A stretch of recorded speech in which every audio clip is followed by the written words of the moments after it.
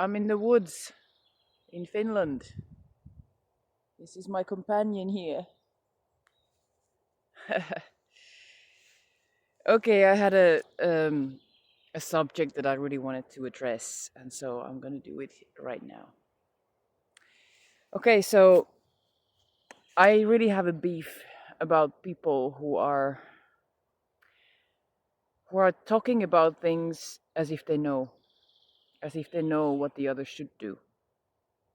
I'm allergic to that. Like one of the biggest things when I got to human design, uh, one of the biggest things that I got out of it was that I actually have my inner authority. That means I am here to make my decisions. And it made me also realize how, myself included, but most of humanity, we are wired in a way that we're always seeking for validation from out there. So, for example, we're looking for advice, we're looking for tips, for example, for your health or exercise or something like that. You might consult to a personal trainer or a doctor or something like that. And these, let's say, professionals, they tell us some stuff of what we should do and how we should do it.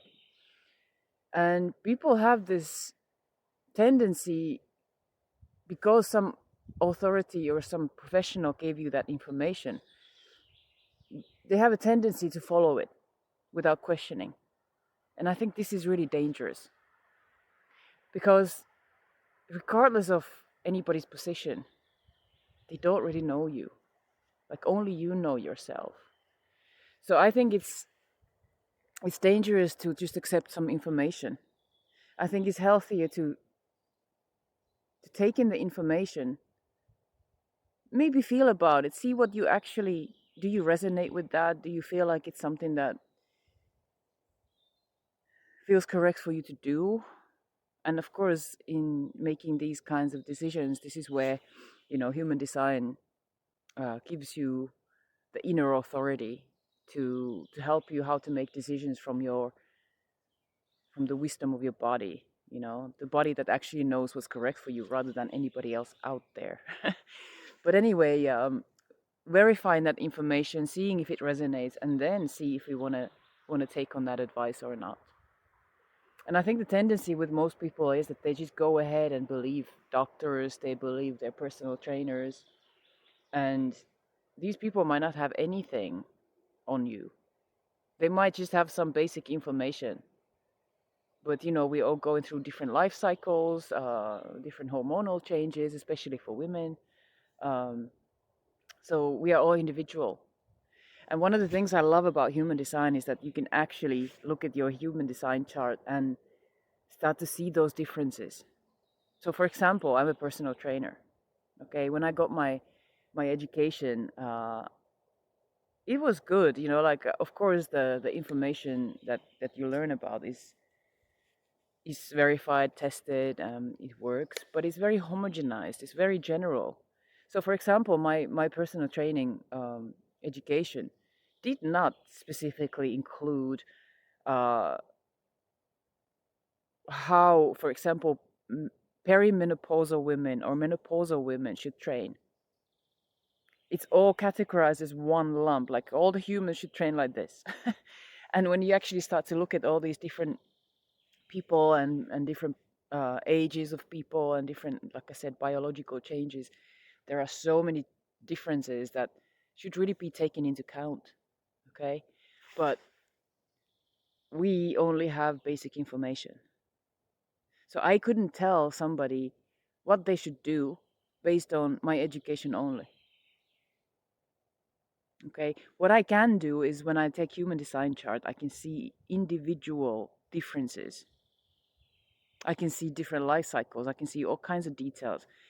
And I want to be very clear on this. It gives me much more deeper insight into somebody's design that will help me guide them better.